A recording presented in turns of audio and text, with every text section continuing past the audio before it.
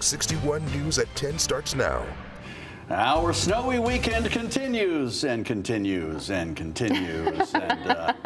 Anyway, thanks for joining us for the Fox 61 News at 10. I'm Brent Harden. And I'm Sarah Sanchez. We've just been kvetching about how much plowing and shoveling and snow blowing that had to happen this weekend. How slippery can a driveway get? We have team coverage tonight as the snow moves through the state, and it's caused trouble on the roads. We're tracking multiple crashes and very slick conditions. We also checked in with shoppers who really stocked up ahead of the storm. They were smart. We start tonight with Chief Meteorologist Rachel Frank, though, with the latest timing and impacts. And yeah, it's still coming down, Rachel. Yeah, this is round number what for this weekend? I can't. We've lost count how many times the snow has stopped and started, and it's really tough to measure because we had all of that snow yesterday. But I will say this, yesterday we had more snow in western Connecticut, and today it is eastern Connecticut that will get the jackpot. In fact, we're already starting to see some drying towards the border of New York, and you can see the Hartford area too, where things are a lot lighter, but we're still going on strong for areas east of I-91. So we have a weather impact alert in effect until 3 a.m. I think from now through then is at least the chance for accumulating snow in this state, especially eastern areas. And you may need some extra time and some snow removal. Is it still slippery by daybreak tomorrow? Again, probably, at least for some parts of the state. So check in with the Fox 61 Morning Show crew. And in terms of additional snow accumulation, likely just a coating or a dusting for western areas, a coating maybe up to an inch for Hartford down through New Haven. And the best chance for 1 or 2 inches would be in eastern Connecticut, especially as you head into Windham and also New London counties. So again, we've got that weather impact alert in effect overnight. Check in with the morning show crew. Give yourself some extra time on your way out the door. But the good news is it is a holiday tomorrow, Martin Luther King Jr. Day, so the kids can play in the snow, and there are less people out on the roads. High temperatures will be around 30. We also have a weather impact alert in effect for Tuesday and Wednesday morning, not for snow this time. You're like, whew, scared you, right? But this time for the cold. We'll talk about it. Your full forecast is coming up. All right, Rachel, thank you. And as the snow continues to come down tonight, our crews are checking out the conditions around the state. And Fox 61's Kay Pattyfoot continues our live team coverage from Beachland Park in West Hartford. She asked people today how they prepared for another round of snow. Kay. I know Rachel said the kids are going to enjoy the snow, but I am enjoying the snow. And I talked to people earlier and they were getting their last minute things, last minute salt and shovels just to stay prepared. I'm going to just show you guys what it looks like. It's like a winter wonderland out here. It's so pretty. It's so calm, so quiet, except I'm talking. But enough about that. Some say they are being extra cautious with the slick roads and some parts being more icy than others. Kids I spoke with said they are excited for more snow because they can continue to play, especially since many schools are already closed tomorrow for Martin Luther King Day. Storm that's on its way, I think, is going to be pretty messy. As last night was pretty slick. This morning was extremely icy, and it seems to be the new pattern for all the storms we're getting, is they're more icy than anything. So you guys should always be careful on the roadways. Me and my cousin here, we just built a snowman today on the snow, and it was really fun. And it was so cold, our clothes are wet because it melted on us. So besides building a snowman, what do you enjoy doing in the snow? Doing snowball fights. I was going to ask about that. Do you guys do that often? We just did it today too. Yeah. A heads up, many towns and cities across the state have parking bans in effect into Monday morning. We've got a list under closings and delays on fox61.com. All right, this is live TV, so we're going to do something fun. I'm going to bring Joe, my photog. Wait for him to get out here. Joe, say hi to the people. Hello, people. Okay, we're having a snowball fight. I gave him the rules. I said nothing in the face. This is the moneymaker. So anything else is fair game. Okay, on 3. 1, 2, 3. Oh my gosh. Oh. Oh.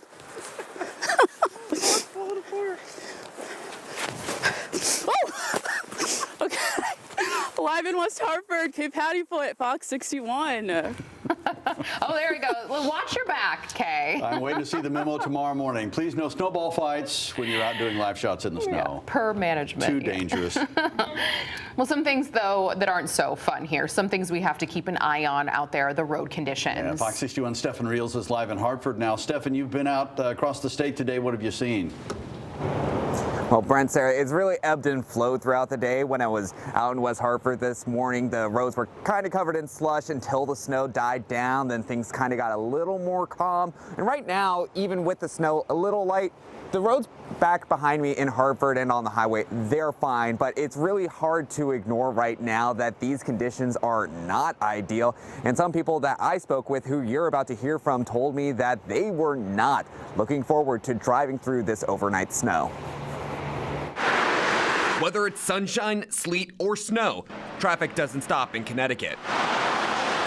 But the winter weather proved a lot to handle. Well, we got on the road at 6:30 this morning from New Jersey, and it was pretty hairy. On Sunday, Marie Salamano was on an all-day road trip from New Jersey to New Hampshire and back, all so she could drop off one of her daughters for college. Connecticut does a great job with their roads. They do. Right now, I'm concerned with what New York and New Jersey has for us right now, because that's the thick of it. Some trees succumbed to the conditions in towns like Bloomfield and left roads like this one closed.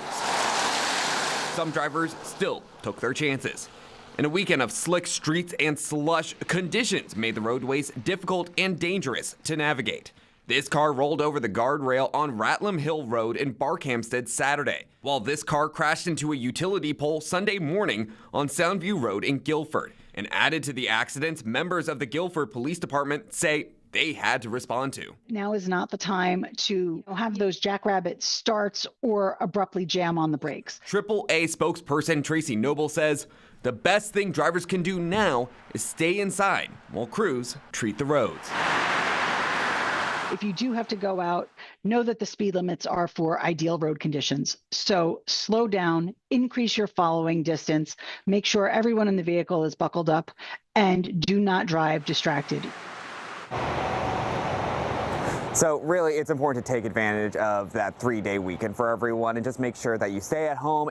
In the chance you do have to end up outside driving, Guilford Police Department, they put out a few reminders for everyone. Biggest things, make sure you give those plow trucks plenty of space to do their job. Make sure you clear off all the snow and ice that's accumulated on your car, and really just take your time. It's not worth doing something unfortunate. But for now in Hartford, Stephen Reels, Fox 61. All right, Stephen, thank you. Southington police are investigating after an 83-year-old man was found dead next to an overturned ATV this afternoon. Police say it happened around 2:45 in the afternoon when officers arrived to Mandel Drive. A witness told them a man was unresponsive at a nearby home on Flanders Street. Police say they tried to save him but were not able to.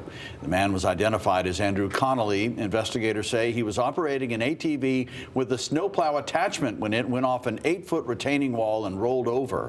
The department's accident investigation team is now handling the case, and anyone with information about what happened is asked to contact Southington Police. Hartford police are investigating a shooting tonight on Nelson Street. Officers went to Nelson Street just before 6:30 tonight after a caller reported gunfire. When police arrived, they found a man in his 40s with a gunshot wound. We're told he was conscious and was taken to the hospital. 13 people, 4 of them children, are displaced after a house fire in Waterbury. The Waterbury deputy fire chief says crews were called to a large single-family home on Country Club Road just after 5 this evening. The fire started in the basement, and officials say it took about 5 minutes to locate it. No one was hurt, but the home is not safe to live in due to fire and smoke damage. The cause of the fire is under investigation now. 3 people are recovering tonight in the hospital after a stabbing in East Hartford this morning. Police say it happened at a home on Francis Street just before 8:30. It began with a domestic dispute. First responders found 2 people who had been stabbed. Police say a third person inside the home was also stabbed, but they were not involved in the dispute. The investigation's ongoing. A 19-year-old from East Hartford has died after a crash in Maine. Maine State Police say troopers responded yesterday afternoon to a car that went off the road and hit a guardrail on the Falmouth spur near the on-ramp to I-295 North. Now, police say the driver, identified as Jo Melise Orozco, was trapped inside her vehicle and was taken to the hospital where she was pronounced dead. State police say weather and road conditions are believed to be the main factors in that crash. Well, tonight a reminder from police to stay alert out on the roads, especially at night. Police received calls for a truck that had run into a Waterford home. But when they got there, they realized the truck had actually hit multiple parked cars and damaged some landscaping there, not a home. The driver was checked out at the scene by EMS but refused medical treatment. No serious injuries were reported. We have an update on the investigation into a 14-year-old who was hurt outside a Portland school Friday night. Police say the teen suffered a head injury and was flown to Connecticut Children's via Lifestar. They're expected to make a full recovery. Detectives say nothing criminal happened here. This happened just before 9:30 Friday night at Gildersleeve Elementary School. A Milford man has been charged after a traffic stop. Derby police say 19-year-old Arian Mosheni was arrested on drug and weapons offenses, including illegal drug sales and operating a drug factory. Mosheni has been charged as well with driving on a suspended license, an unregistered vehicle, and having no insurance. Officers at the Corrigan Correctional Center in Montville were sent to the hospital over a possible drug exposure, we're told. Spokesperson for the Department of Corrections says 5 officers began feeling sick after the officers were performing duties to keep drugs from entering the center. 4 were taken to the hospital but have since been released. The other employees being monitored at home. Dozens of firefighters from across Connecticut are stepping in to help the Bristol Fire Department as they lay to rest fire equipment technician Jay Kelly, who died unexpectedly on January 10th. The Southington Fire Department says it's working alongside more than 10 other departments to provide mutual aid coverage. Officials say over a 34-hour period, crews are staffing 5 engines, 1 ladder truck, and 2 chiefs, with Southington also providing fire marshal coverage during that time. Officers and community members from across the state came out to play a game of ball for fallen Hartford detective Bobby Garton. Fox 61's Victoria Anderson was courtside with the details on this fundraiser. Sunday's winter weather made for a heated day on the court as players from all across the state came out to honor the legacy of one of their own, Detective Bobby Garton. Because we're a city and a police department that we'll never forget. A day of ball, all in the name of one fallen brother, Detective Robert Bobby Garton. Bobby and I were good friends to support his legacy and his beliefs, and we played basketball a couple times. He wasn't the greatest basketball player, but he did try.